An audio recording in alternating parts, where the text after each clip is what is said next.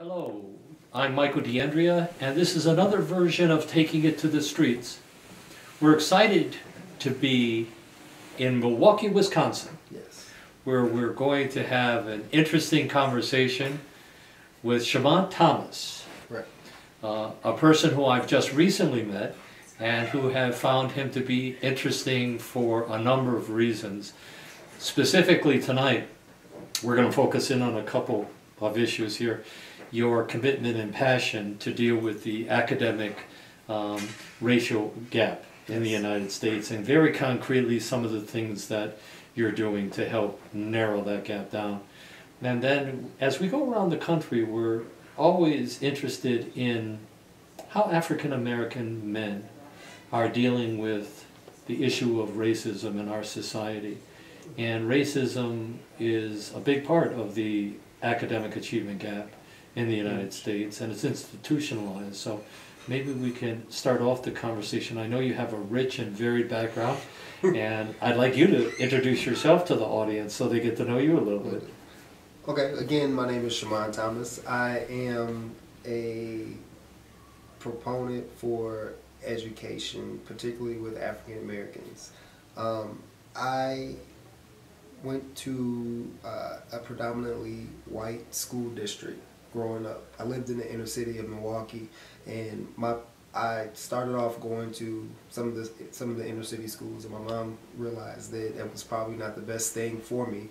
So she enrolled me in what we call the 220 program in Wisconsin. So I was one of the inaugural students that started going out to the Germantown school district where I went. So from 4th grade all the way through 12th grade, I was out in Germantown. I was bused from the inner city out to the suburban schools. It was hard when I first got out there just because of the learning gap. So I was behind. I was put in classes that I had to work really hard to get out of those particular classes, some remedial classes and things like that.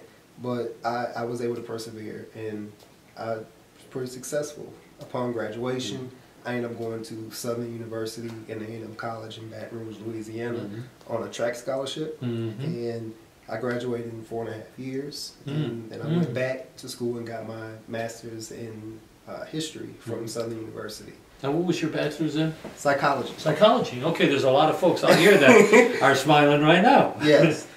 It was, I had a professor, he was Dr. Reginald Rackley. He was my favorite teacher. He was a mentor. He was one of my father figures that I had when I was in school, and his social psychology class is the one that really got me going with psychology, and I took it and I ran, and I didn't do too bad with it. You must have done very well, because you moved on to get your master's. Yes. Good for you. Yes. Good for you. And where are you living now? I'm back in Milwaukee. Well, I shouldn't say that. I stay in the suburbs of Milwaukee, which is Sussex, Wisconsin. Just probably about 15 minutes outside of the city. But I teach and work in the inner city of Milwaukee right now.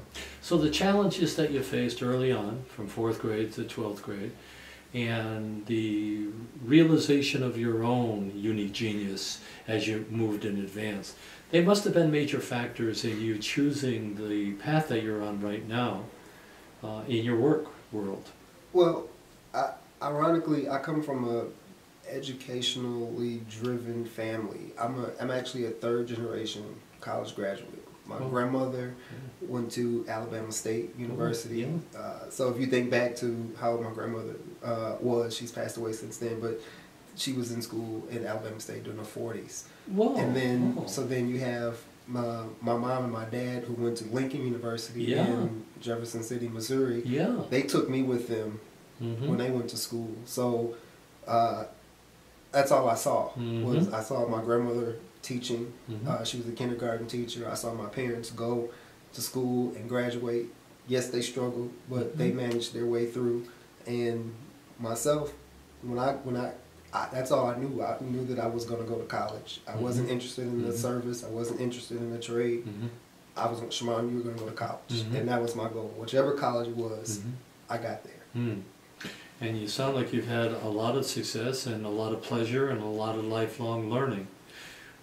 What's driving you to do the work you're doing with this important at-risk population of African Americans who are such a large part of the gap, the academic achievement gap? Well, I look at myself. I look at the situation that I ran into in school where I had teachers literally try to hold me back because they felt like, not because of my academic wherewithal, but because of the way that my parents dressed me going to school. And they said that I might be intimidating to other students because of things that they might not have been able to. I might have had clothing or things that they were not able to afford. So a teacher literally, my third grade teacher literally tried to hold me back because of that as somewhat of a punishment. Really? Yeah. Whoa. Whoa. So that right there is, to me, like a racial stereotype that my parents, who were not necessarily wealthy, but they always made sure that I dressed well and was presentable, that I knew how to speak well when it came to anybody I met. So, and if they had held you back, your track may have gone in a different way. Could have been completely different. But you just sustained and moved forward. Do you feel like this sort of educational racism in our schools continues to persist? Definitely. My daughter ran into a similar situation, not because of the way that she dressed, but the school that she was going to in kindergarten. She was supposed to be afforded the opportunity to go to what we call the quote-unquote reading room, and they did not allow her to go. They didn't allow her to go to the reading room to help enhance her reading abilities, and so they kept her in the classroom where the other kids got to go to the reading room, and it unfortunately put her behind for whatever reason. What was the rationale? To this day we don't know. We don't know.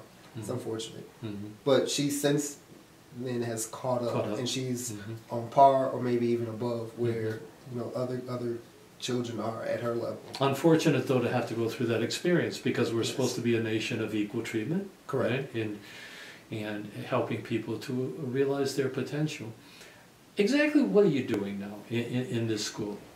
I am I teach 9th grade world history right now in a predominantly African American school. It's a charter school of Milwaukee Public Schools.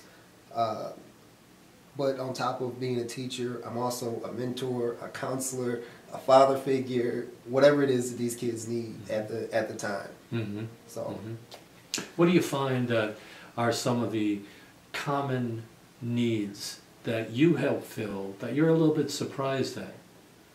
Well, I don't know if it's necessarily a surprise, but these kids that we have, a lot of times they just need somebody to talk to them.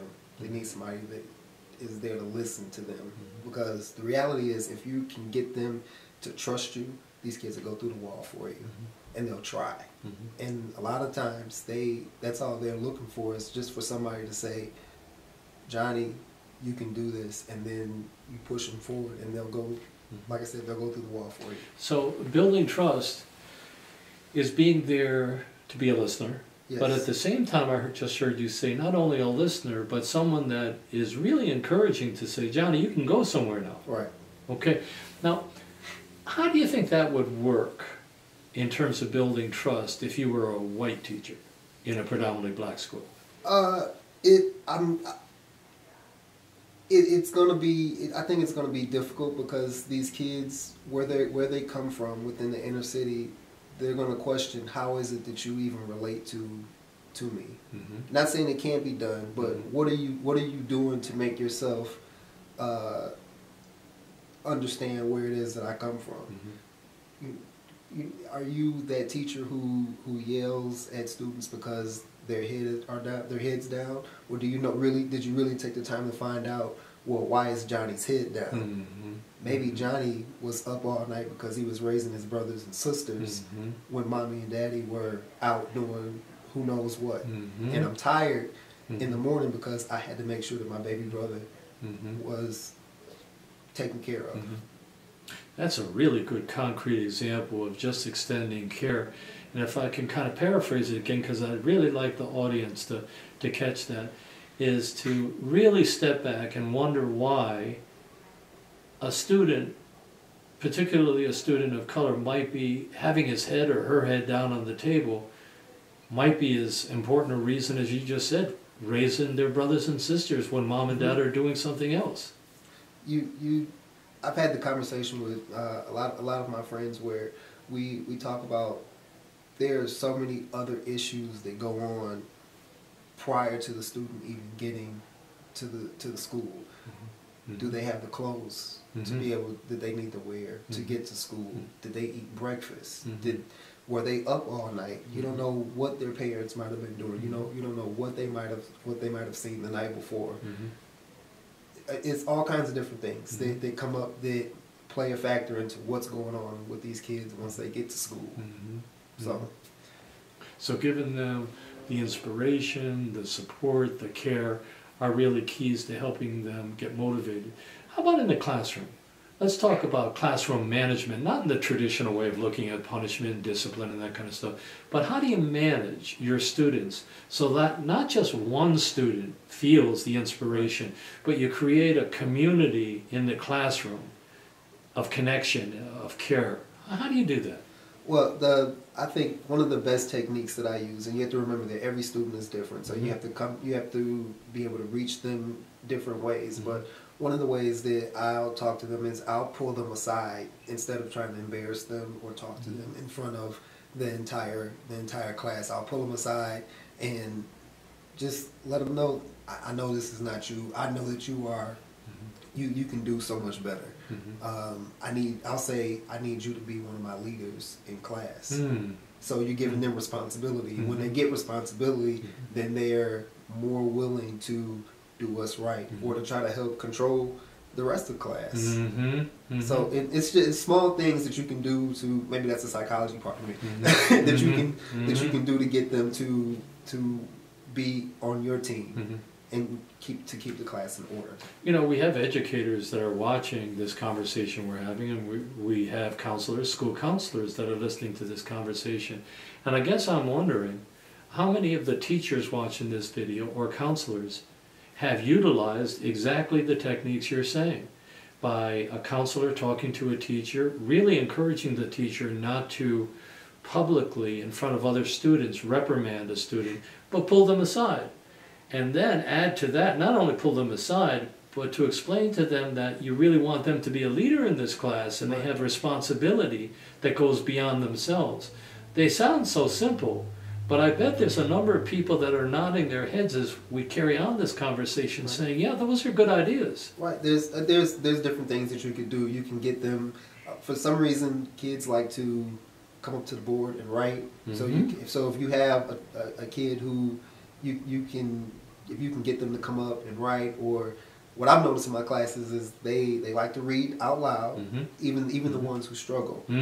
They'll try, and as you just have to continue to encourage them, that it's okay. Or if they like extra credit points, they'll work. If you have candy, there are different techniques. If you get an answer right, or just for trying, well, here's a Reese's cup or something like that. It's positive motivation that you can use to get them to participate and do the things that you want them to do. As you're talking, I'm mindful of a leader in the black community who often talked about the differences between kids in class, oftentimes talking about African American kids. And I remember him saying that, with African American kids in our schools, too often they are first looked at about their handicaps that are revealed in the classroom.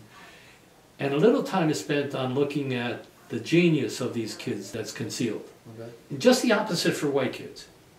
Really looking at kids in predominantly white schools where folks see their genius that's readily revealed and their handicaps seem to be concealed going on. So you're kind of working in a way that really unveils the genius in kids. If they have a proclivity to write on the board, make the board available where they express their genius in that way.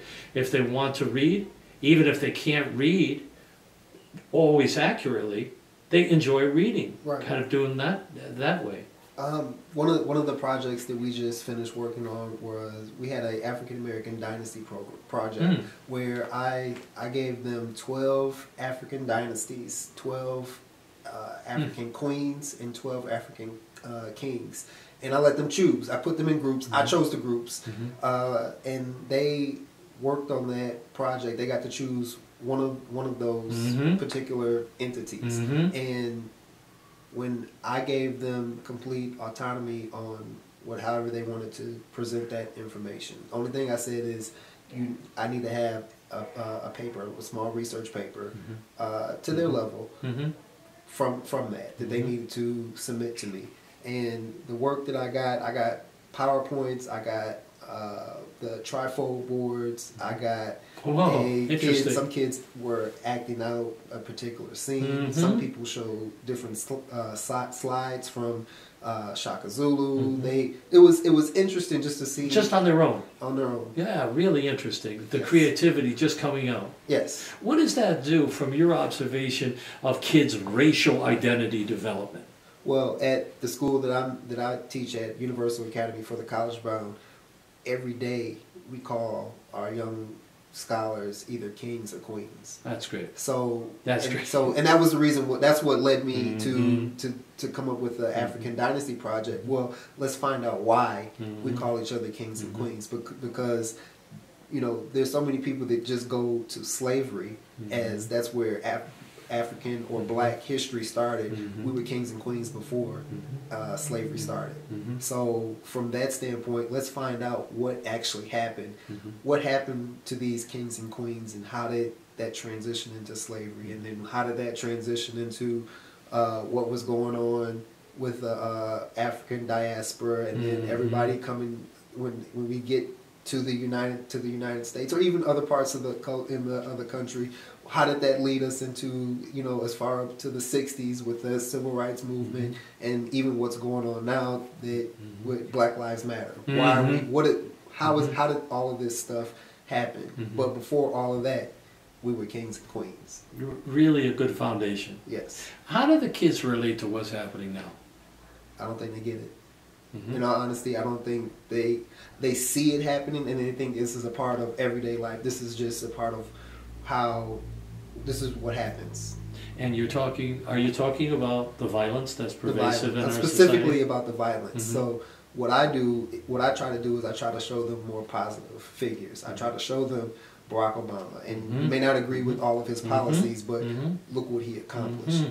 Look at what Condoleezza Rice accomplished. She, although you may not agree with her being a Republican, it's still phenomenal as a African American woman. Look at the Attorney General. I believe her last name is Lynch. It's powerful things that we've accomplished, and I try to show them this. We can accomplish so many things when we are focused and put our minds to it. I really like how you transcend political parties when you do that, and interject. You may not agree with what Barack Obama has done, but look at what he's accomplished. Right. And that becomes a real concrete model for folks that are going on. What is the violence like in the black community here in Milwaukee? It's one of the worst in the country. It's literally one of the worst in the country. They may not necessarily publicize what's going on on the national news, but it's terrible. You have kids that cannot walk down the street without hearing gunshots.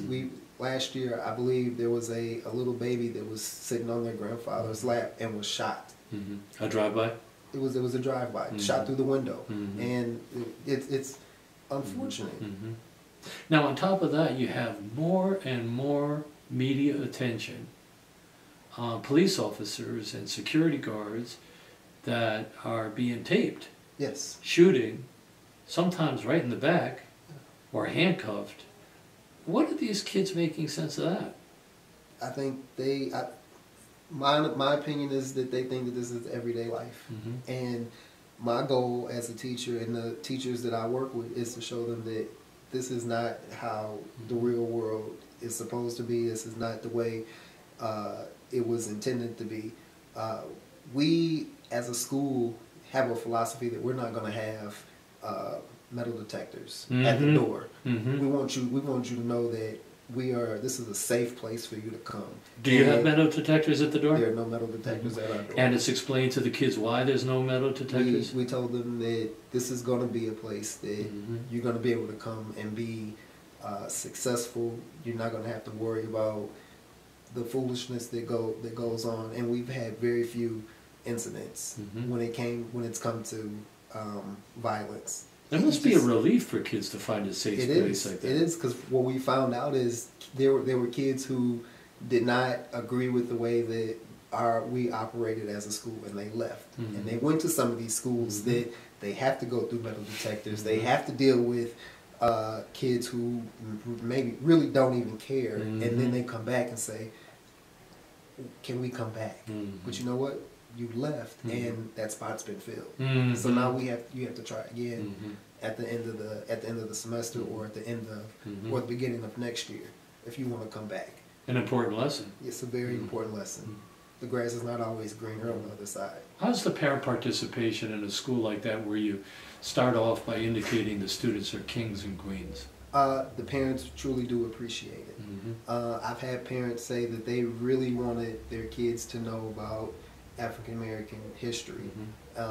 There are some who they said that they never got that in schools. That they wish they would have been able to learn about, who King Tut was, who Cleopatra was, who Mansa Musa was. Who are these people? And they are almost envious of their kids that they get an opportunity to learn that. So one of the questions that I had for my kids was, at the end of this project, do you feel like you can teach this to somebody else? Oh, good question. A lot of them, they were like, yes. My parents helped me out. They loved learning about who Queen Ty was, or who these different, like I said, African, kings and queens were. Who were the Ashanti tribe?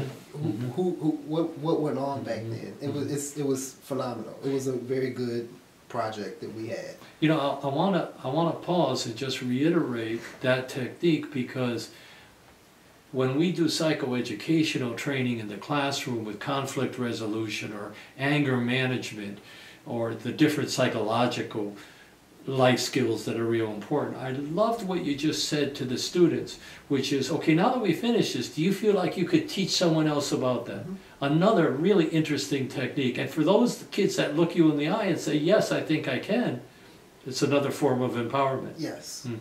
One of the first projects we did when the school year started was we talked about culture and just different ethnicities. Everybody is different. So I had a flag project.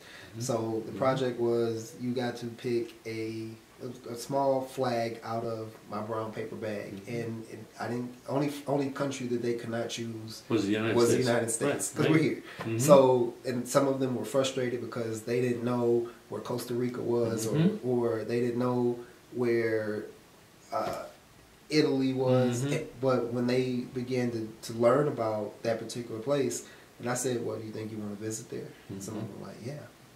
The only thing they know about is, or at the time, they would say, well, I want Jamaica, or I want the Bahamas. Could I have the United States? No, you cannot. Right. It's whatever you pull. You never know when you may end up gaining great wealth and just decide, well, you know what? In Mr. Thomas' class, I remember learning about this country. Let's go to I don't know, Australia. So. It opened their minds. It opened the minds. That was the whole purpose for that, to start the year off. We talked a little bit about your unique, and everyone has a unique story in their own family upbringing. You talked about concern about the violence in the Milwaukee community. You talked about concern about the violence and going on in the epidemic of law enforcement violence, which has been going on for years. The only difference now is we can videotape what's going on. Correct. On a personal level, what was it like for you, beyond your family, to grow up in this country as a intelligent, motivated person of color? It's funny you say that. I talked to my wife about this a lot. and I tell my students this, that we as black males, specifically black males, I'm considered a threat, educated or not. And when you sit and think about it, it to me it makes so much sense. If I was not educated, then the first thing somebody's going to try to do is throw me into prison.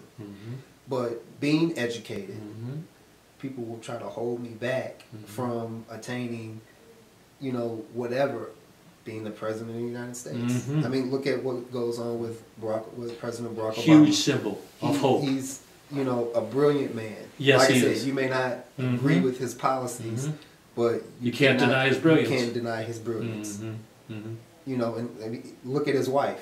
His wife actually was the breadwinner prior to him, you know, becoming president. $350,000 a year. Yeah, how is that? Right. So you know, she's brilliant in her own mind, and she's taking a back seat because of the office that her husband has. So you know, and he's considered a threat.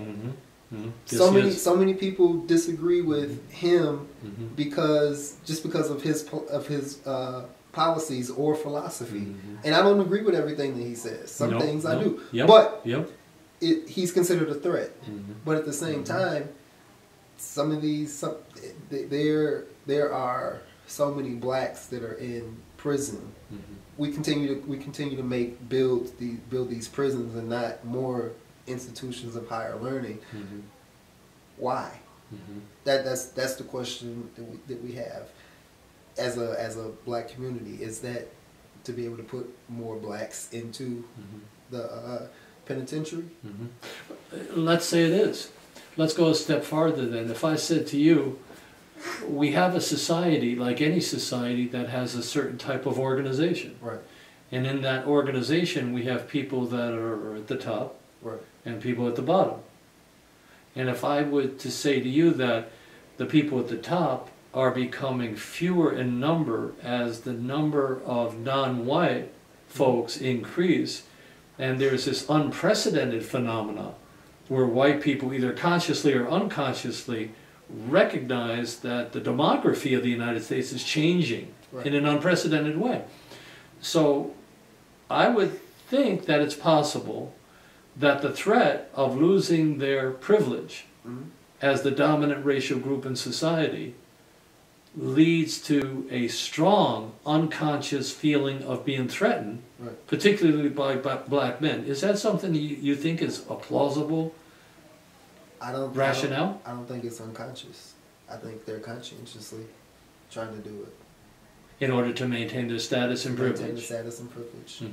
Do you think that view, as you kind of interact in your own personal sphere with other African Americans, that's a kind of a shared idea that this is a conscious? Yes. Wow, that undermines the whole feeling of trust and equality and really leads to a sick society. Are we really equal? No. In this society? Absolutely not. So. And I would tend to, you know, I'm glad that you said it, because I tend to agree there's a lot of consciousness going on in the racial injustices. The blatant one is the police violence. When you're handcuffed and you're shot in the back. You're running away, you get shot in the back. You're beaten up so much that you're literally broken all your bones in your body, and then taken on one of those bumpity rides in the police car. And it doesn't always have to be white people who are conscious of that. I believe that there's this internalized racism that people can treat other people of the same racial group in negative and mean-spirited ways. You mean as far as like black on black?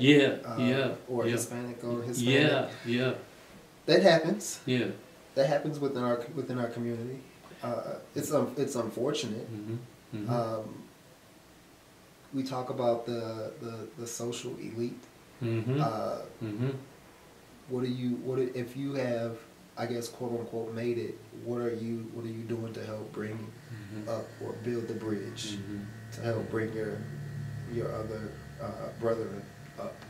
I worked for 10 years at Meharry Medical College, a predominantly African American community, and all professional African Americans, you know, from psychiatry to OBGYN, and that was a common conversation. What are we giving back to the community? and you can see some were really giving back a ton, others were not going on. Now you're a man who seems to embody a sense of hopefulness that is contagious to the students you work with. Try to.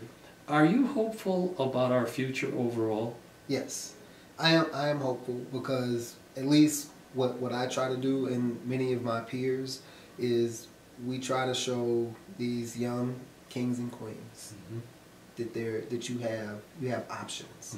You have an option to go to college, or to go to the service, or to go get a trade, or to start your own business. You have an option. That's what we try to do at my school, which is why I love it to death.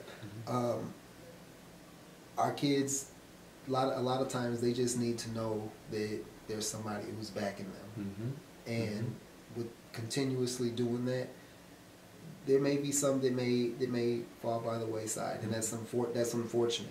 But there's going to be so many that we are reaching that are going to succeed.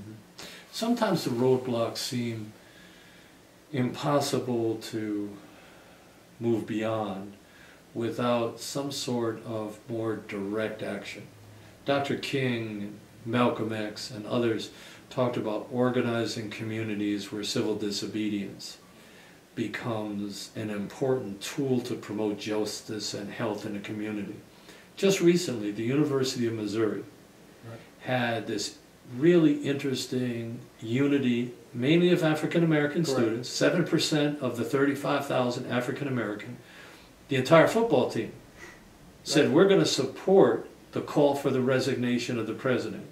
Are those appropriate actions, not only for individuals to take, but for educators and counselors and psychologists to support by being present? Is that appropriate? I think they have every right to do that. Why do you say that? Nobody has an issue when you have athletes who are getting paid, when they say, you're not paying us, or you're not doing things the right way as the NFL or Major League Baseball, and we're not going to take that, so we strike. There's no difference. So basically, these athletes went on strike and said, we're not going to be subjected to this particular leadership if you're not going to back us from this racial situation that has happened on campus. To me, there's no difference. There seems to be an increasing, at least maybe I just see this, maybe you disagree with it, but to me there seems to be an increase among young people in our colleges, predominantly Hispanic, predominantly African American, and other people of color, who are getting united, whether it's working against the sweatshops, you know, that capitalism kind of uses as a tool to keep people oppressed, to make high profits in this country, whether it has to do with the environment and the threat it has to humanity in general, whether it has to do with racism. It seems like the new generation is sparking and connecting. Is that something you see happening, or is that just my take on things? No, again, being a history teacher, the more things change, the more they stay the same. So it's almost like another civil rights movement. Again, one of the things that I've talked to my students about, during our summer bridge program, we talked about the Declaration of Independence and what does that mean as far as us as a society. And then we looked at the Gettysburg Address and what were they fighting for. So what were we fighting for with the Declaration of Independence? What were we fighting for with the Gettysburg Address? And how did that change? And then I took those two documents, or those two that document and that speech, and I said, look at Martin Luther King's I Have a Dream speech. They all coincide. Connected. They all connect, and they all coincide. What are the students' responses when I mean, that sounds like a powerful thing. What are the students' response? They, a lot of them were in awe that Martin Luther King took different parts from the Declaration of Independence, as well as the Gettysburg Address, and incorporated that into his speech. And so my question for them is, or I guess the statement that I said, like I said, was, the more things change, the more they stay the same. So we continue the Declaration of Independence, we fought for our freedom. The Gettysburg Address with the Civil War, the emancipation. Right, we were fighting for. I don't want to say freedom, but we were fighting for a union to be for the opportunity for everybody to be together as a country. So we were not going to secede. So then we fast forward to the 60s, and we're fighting for rights, for civil rights. And now we're in 2015, and we're saying that these Black Lives Matter. In essence, it's all very the same. interesting. It's very all interesting. the same with the correlation. Yeah. I was going to ask you about the Black Lives Matter. Are the kids talking about that? Not as much as you think. So you have to initiate it. You have to initiate it. I mean, they see it. I'm sure that they're familiar with it because they're on the internet. They see things on Facebook. So they see it, and they see it on BET or whatever channels that they predominantly watch. So they do see it. They're familiar with it, but I don't see them talking about it. So it's good that there are people in schools that can talk about it. Yes. Now, how about people your own age? What is their reaction to the Black Lives Matter movement over here? Now you have increasing numbers of white people saying, hey, wait a minute. Not just Black Lives Matter, all lives matter. But I think what they're saying is white lives matter. What is your take on these two movements? Well, again, we sit and we talk about Black Lives Matter, and it seems to be opposition with that statement. Like you said, some people say that all lives matter, but did anybody say that when you had these young men being gunned down with stand your right? Is it stand your right? Stand your ground. Stand your ground. That's right. Stand your ground. Stand your ground. That's right. So was somebody saying that then? That everybody's lives matter. It didn't seem like it. No, it didn't. It didn't seem like it with that. And I can't, off the top of my head, I can't think of everybody that has recently just been gunned down.